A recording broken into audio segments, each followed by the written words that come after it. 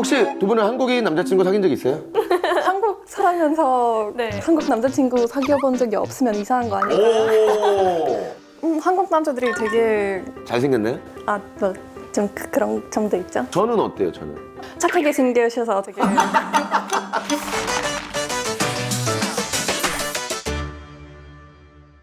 외국 사람 친구들과 재밌는 법 배우기 외사친 법스타 시즌2 MC 김승진입니다. 반갑습니다.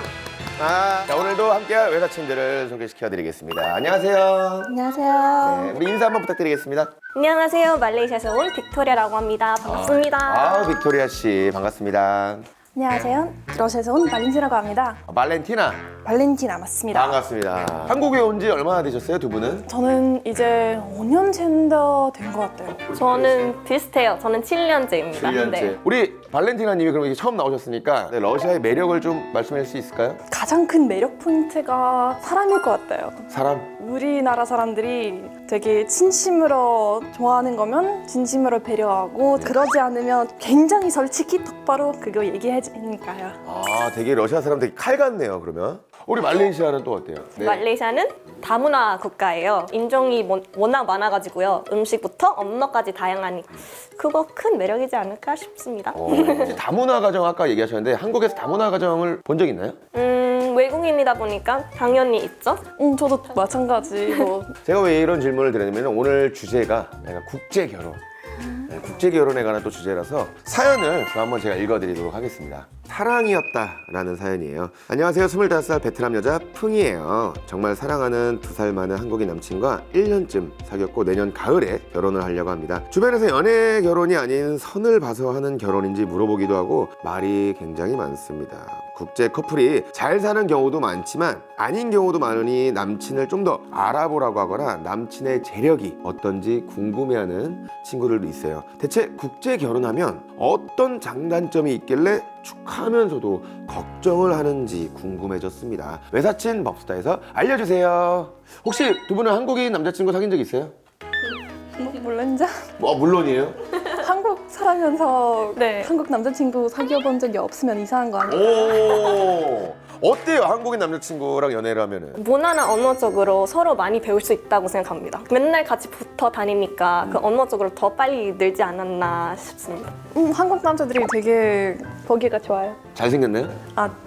좀 그런 점도 있죠. 저는 어때요? 저는? 괜찮습니다. 괜찮습니다가 괜찮다는 의미예요? 아니면 정말 괜찮아요? 라는 의미예요?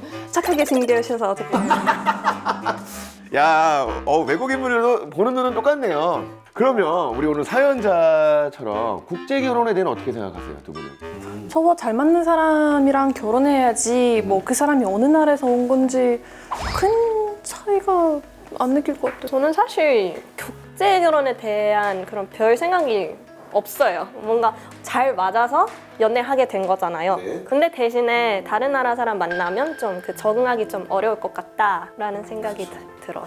한국은 이제 약간 결혼에 대한 관점이 조금 다르기 때문에 부모님의 성품, 가족의 합 이걸 되게 중요하게 생각하거든요.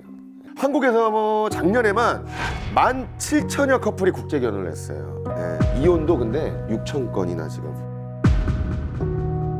어쨌든 이렇게 힘들게 결혼을 했는데 많은 커플들이 이혼을 했잖아요. 어떤 이유라고 생각해요? 문화와 성적 차이 아닐까요?